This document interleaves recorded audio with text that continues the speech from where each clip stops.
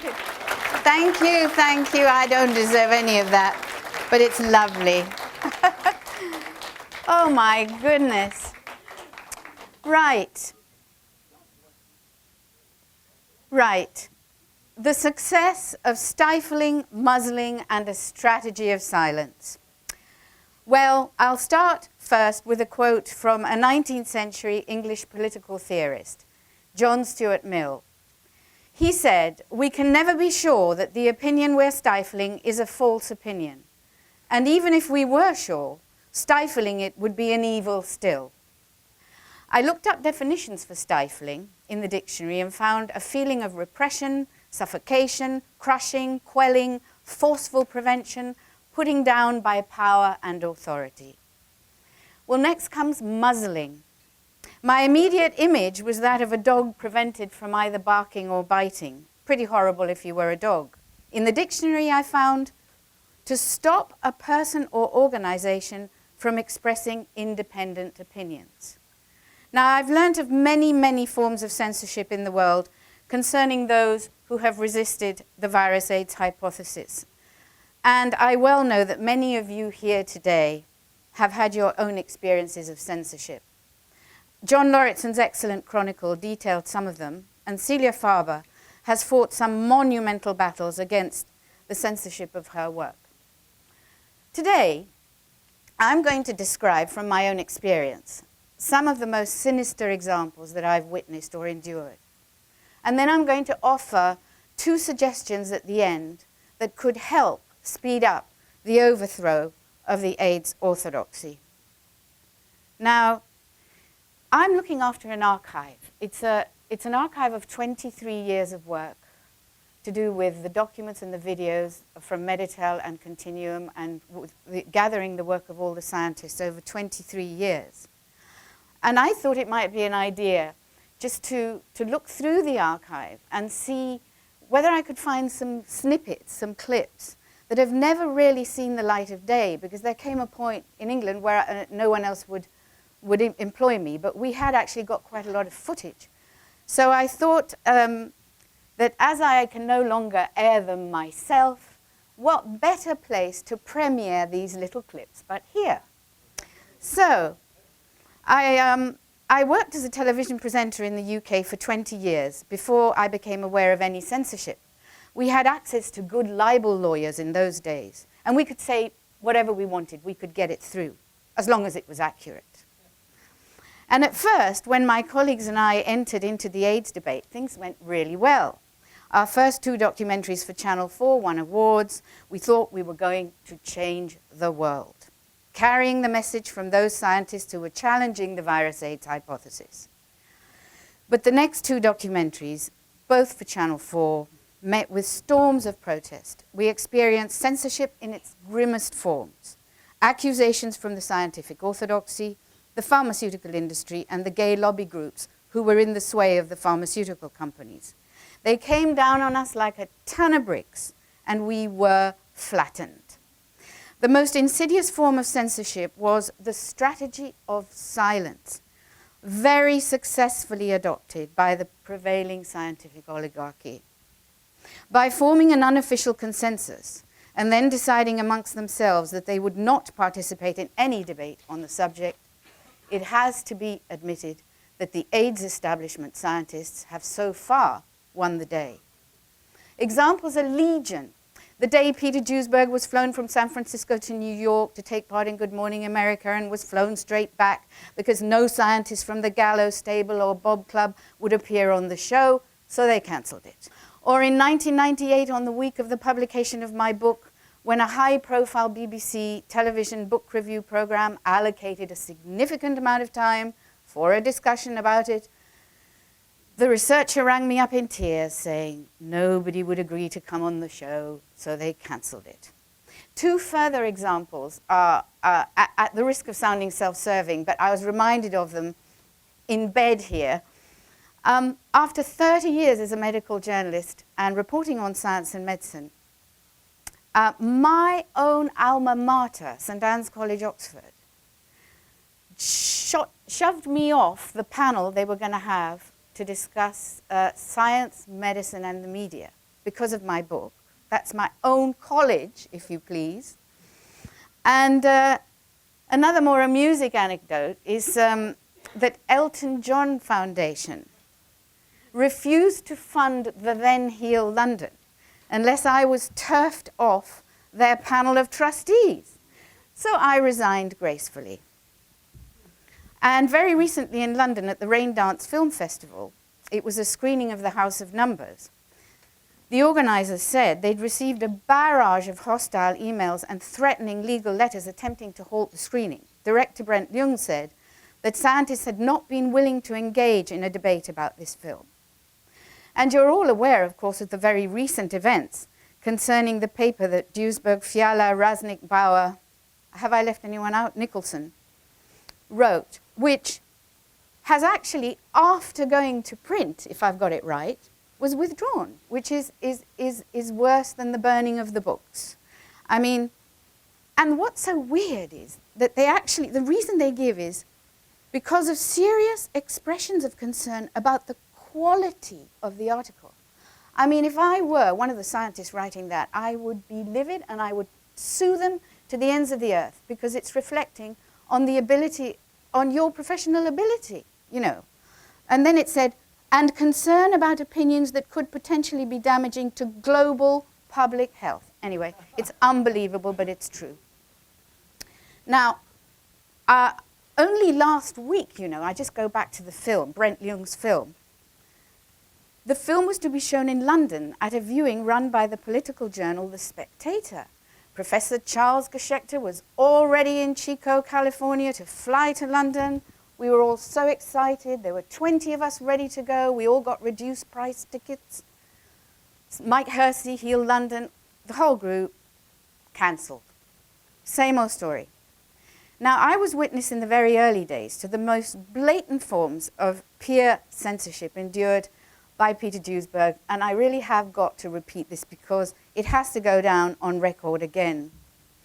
Our early documentary work had been about Duisberg's first open challenges to HIV as the cause of AIDS. He was soon targeted by the virological establishment led by Robert Gallo and others here in the United States.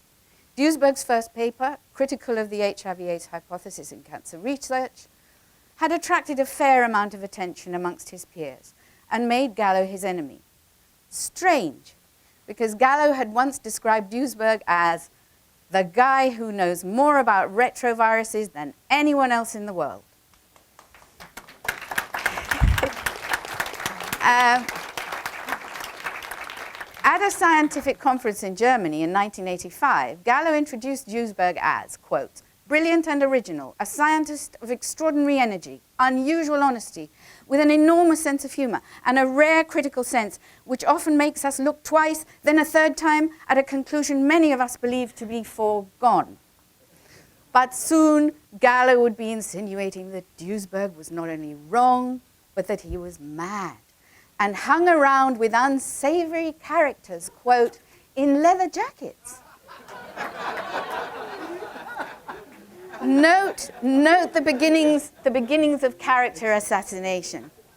By 1988, Gallo was describing Duisberg's ideas as dangerous nonsense, and I quote, he has now indicated to people that they can go out and fuck around and get infected by this virus and not worry. That's the part where I'm mad at Peter. Well, then the strategy of silence set in, put into effect by Duisberg's molecular virologist peers. It was a clever ploy. An article was published in Nature in June 1990. In it, Robin Weiss and Harold Jaffe called Duisberg perilous, belittling of safe sex, and a flat earther bogged down in molecular minutiae and miasmic theories of disease. Duisberg wrote a 1,700-word rebuttal, but Sir John Maddox, editor of Nature then, never accepted it for publication. Eventually, only a 300-word letter from Duisberg was published. From then on, any scientist who was asked to address Duisberg's position on AIDS simply said that he had been dealt with in the Nature paper and found to be wrong.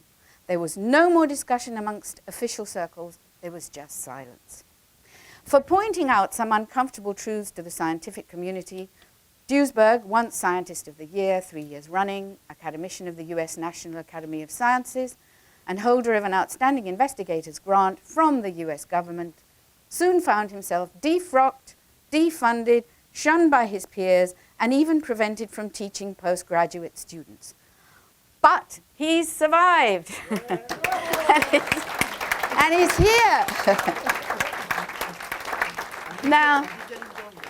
Now, this strategy of silence and unofficial consensus, practiced through the corrupt peer review system, gradually permeated into all the science and medical publications, and as a consequence, into all areas of press, radio, and television.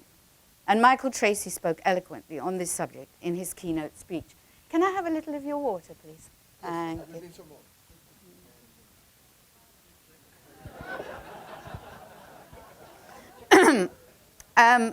The first clip I'm going to show you is from, thank you, lovely.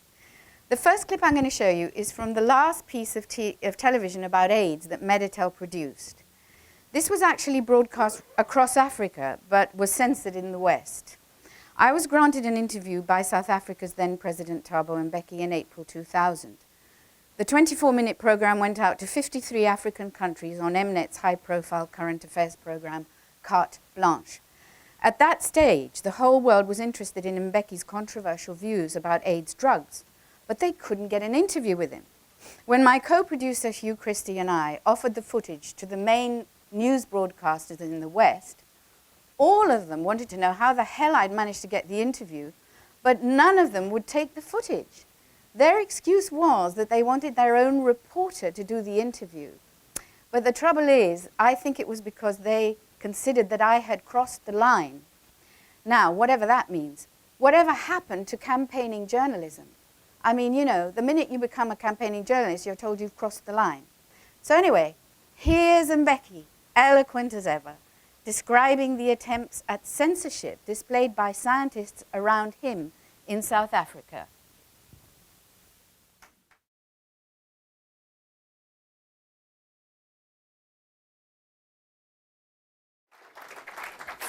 For his views on AIDS, Mbeki nearly lost his presidency, and he has been cruelly pilloried and maligned ever since. The next clip is from the late, lamented Professor Sam Mhlongo. He was Mbeki's head of family health and primary health in South Africa. He was a Zulu warrior and a staunch supporter on AIDS issues. This interview was filmed at the first Presidential Advisory Panel on AIDS in Pretoria in June 2000. Needless to say, at this stage, neither the BBC nor Channel 4 would accept any proposals from Meditel on the subject of AIDS. So this interview and several others filmed there at that gathering have never been broadcast. Here is Sam Mhlongo challenging the view that HIV was the reason why people were falling ill in Africa. What is making black Africans so sick in Africa when their counterparts in Europe, heterosexuals I'm talking about, are not even half as sick? So we will have to look at this and see what is making Africans sick. It cannot be, in my view, no one has convinced me that HIV is what is making them sick. AIDS is making them sick, acquired immune deficiency, because of 70 different conditions that make them sick. We need to look at those, what is making them sick. And other environmental issues which I actually raised. I spent some 7 or 8 minutes being a family physician and primary healthcare physician. I feel it was relevant for someone like me to be present here because I look at broader issues laterally, how people are affected, how families are affected. That's why I'm here. Finally, how do you feel right now at the end of it all? I am as confident as I was when I left South Africa in 1963 that one day we will defeat apartheid. I feel AIDS, and I'm not talking about HIV, AIDS will be defeated in Africa just as much as serious infectious diseases were defeated in Europe.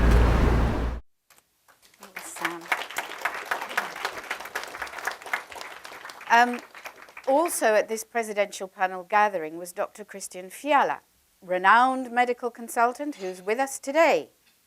Is he here? Yes, he's here. Hi, Christian. Okay. Now, he's worked in Africa, as you know, and gathered vital evidence about the way Africans have suffered from the mistaken assumptions about AIDS and HIV in Africa. He feels strongly that the West could learn a great deal from the African experience, but the West has closed its ears to this offer of enlightenment, preferring to continue to live in its comfort zone of cozy consensus. Thank you, David.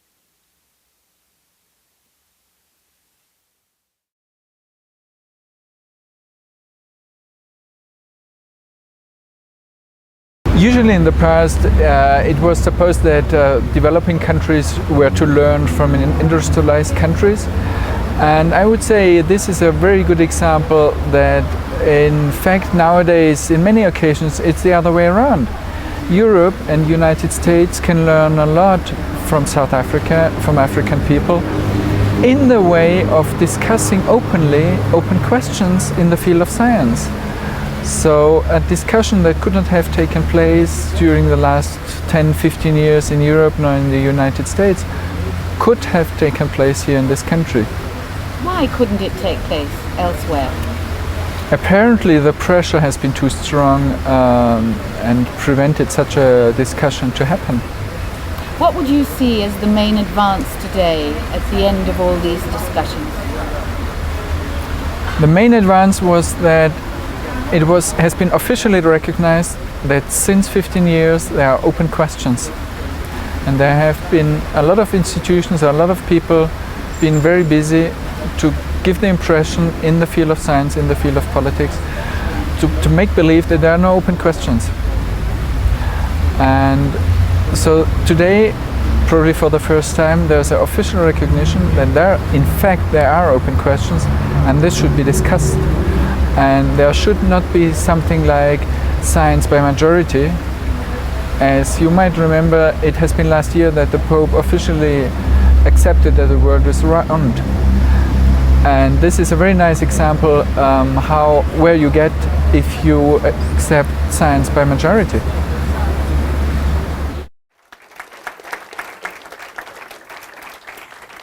Well, now I'm going to delve further into the archive and take you back in time to the 12th World AIDS Conference in Geneva in 1998.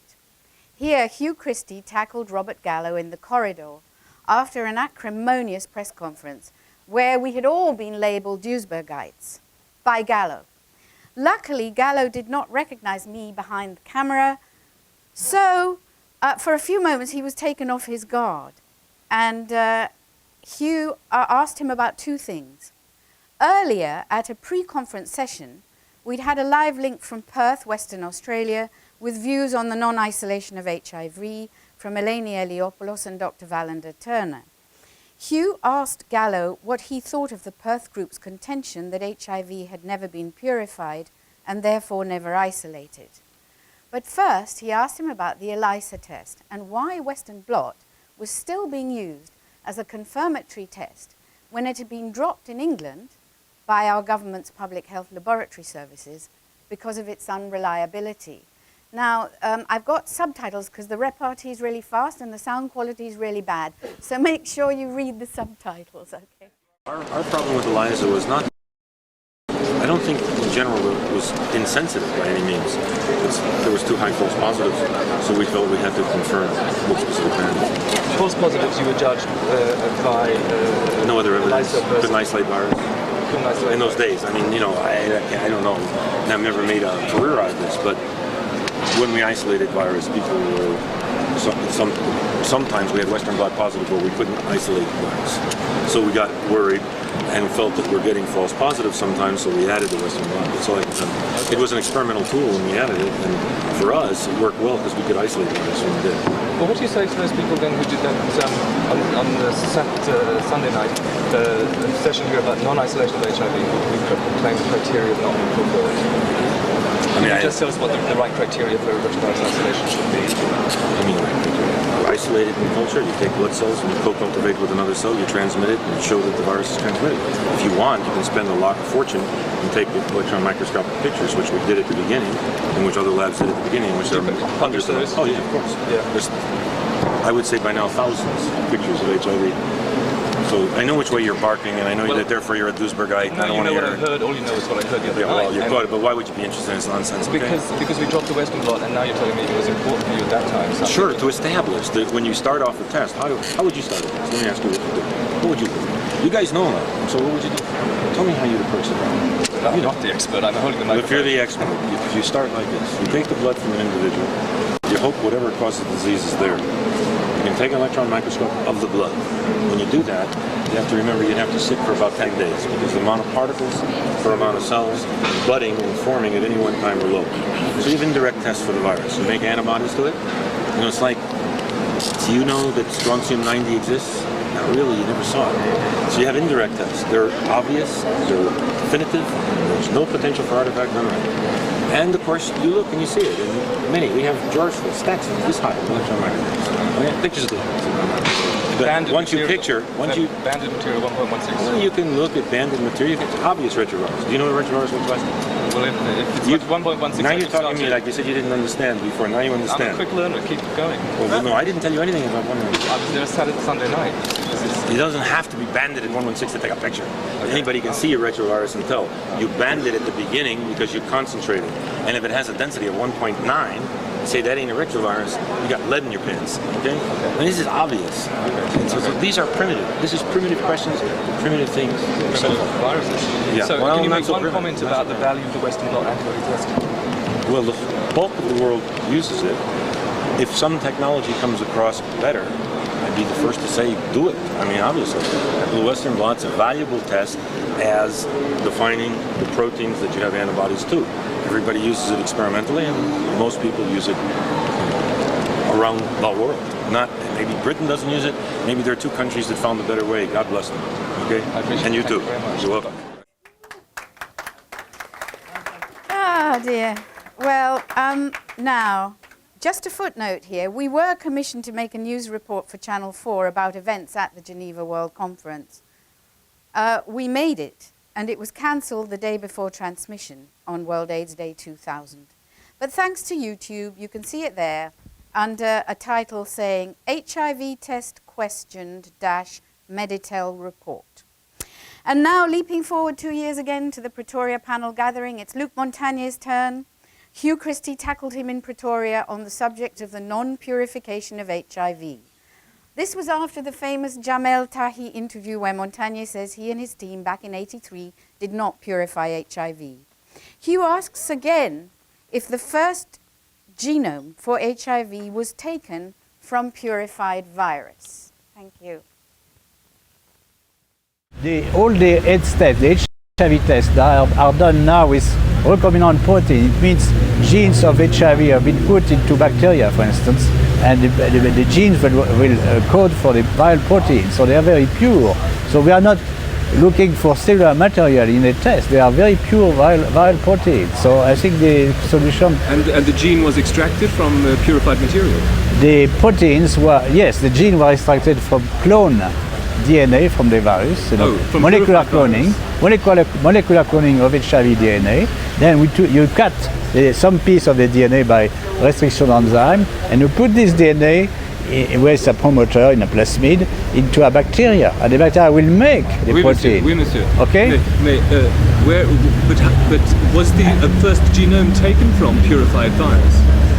Well, was it identified with the purified virus? It was not made from purified virus, but it doesn't matter because you clone, you clone DNA. Once it's cloned, it's pure. When you have a clone molecule, this is one single molecule, is pure. Yes, and of course, you could say it may be cellular, but by hybridization, by back hybridization, you show that this viral DNA is not present in the cellular genome. So it doesn't come from the cell, it comes from something else, which is the virus. It's called it bands at the same density of the virus. So you think it's not necessary to begin with a purified sample? No, not at all. It's really past techniques. We are now in the world of modern molecular biology, and everything has changed. You know? I can only offer you one thing, which is then it's easy to make these people be quiet, just to go back and do the simple purification business that wasn't done, and then they will have to agree. That's what they will. Well, this is done by pharmaceutical company. The first AIDS test, the first HIV test was done with purified virus. So what they did is to mass produce the virus and purify it by several what we call density gradient centrifugation, and you get a band, and you can look at the electron microscope, you see a lot of other particles. Of course, it's not 100% pure. No biological material is 100% pure. Oh, very close to pure then. Very close to pure. But no one has ever seen those photographs. They've seen it for Rouse and they've seen it for the rest, but never for HIV. Well, we have made pictures. We didn't publish them because we published the first picture. We could not, you know. When we send other picture to journalists, they say we have seen that before. We don't care. This is how you must win your argument. You just show them the photo. Sorry? You just show them the photograph, and then you will win your argument. I don't have them with me, but but you can solve it all. But this is very old problem which has been solved for many years. So it's not really an argument. Really an argument. Okay, right. There you had Luc Montagnier. Now, a final clip from an interview with Dr. Andrew Herxheimer on the toxicity of AZT. This was a subject that had absorbed and angered us for many years, ever since Michael Elner and Frank Bonarkas and many others, some who are here, had so poignantly demonstrated how the young men who had joined their HEAL group in New York were dying an agonizing death from the effects of the high doses of AZT. We had made the documentary AZT Cause for Concern in 1992 for Channel 4 Dispatches. It even won a Medical Journalists Association award. But that was the last we were able to say on the subject, before the jaws of censorship clamped down on us. Now, Dr. Andrew Herxheimer has been an advisor to Meditel for many years. He's a pharmacologist of international renown. Here is a man who was founder and editor of the acclaimed Drug and Therapeutics Bulletin for 30 years, who was co-founder of DIPEX, a foundation that records the patient experience of disease, and since 1992, he's worked for the Cochrane Foundation for Evidence-Based Medicine. Here was this man, a world authority on the toxicity of drugs, saying on film that AZT, zidovudine, had killed, yes, he used the word killed, many people. Now, you would imagine that this would lead to headline news and a stream of lawsuits. Not a bit of it. The well-oiled wheels of censorship saw to it that these words were never broadcast. But here they are for you. As a pharmacologist and speaking outside the proceedings now, what is your view about the use of AZT and high-dose AZT in the early days of AIDS? I think zidovudine was a drug that was never really evaluated properly, and that its efficacy has never been proved, but its toxicity certainly is important, and I think it has killed a lot of people, especially at the higher doses. I personally think that it is not worth using alone or in combination at all. So what's to be done? Well, the consequences of mindless censorship are too grave for us not to take steps against it. It leads to misdirected research with consequent loss of life, and it leads to the loss of freedom of speech.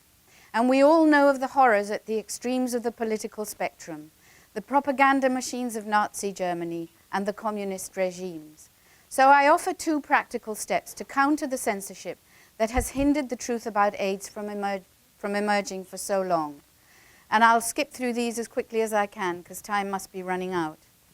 Firstly, peer review reform. The peer review process in itself is a good thing, but there should be a transparent appeals procedure built in where every reviewer must declare his or her interests, and then a completely separate appeals panel should assess whether or not the rejection of the paper in question was fair.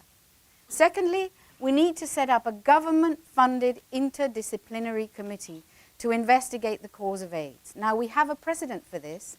The success of the approach in Japan when trying to distinguish between a toxic and an infectious cause for SMON, a condition which caused paralysis, blindness, and death in the 60s in Japan. At first, they thought it was caused by a virus. They called it the Inui virus, and the government was terrified that this would affect the forthcoming Olympics. So the government funded an inquiry led by a multidisciplinary committee, not dominated by virologists. Some solid detective work by Professor Tsubaki soon proved that SMON was not caused by a virus, was not infectious, but instead a toxic reaction to chloroquinol, a drug given plentifully in Japan to control the bowels, but which also seriously damages the central nervous system. So, in order to break the orthodoxy strategy of silence, I suggest we need urgently to campaign for the formation of this multidisciplinary team. And I'll end with two quotes. Max Planck wrote, "A new scientific truth does not triumph by convincing its opponents and making them see the light, but rather because its opponents eventually die and a new generation grows up that is familiar with it."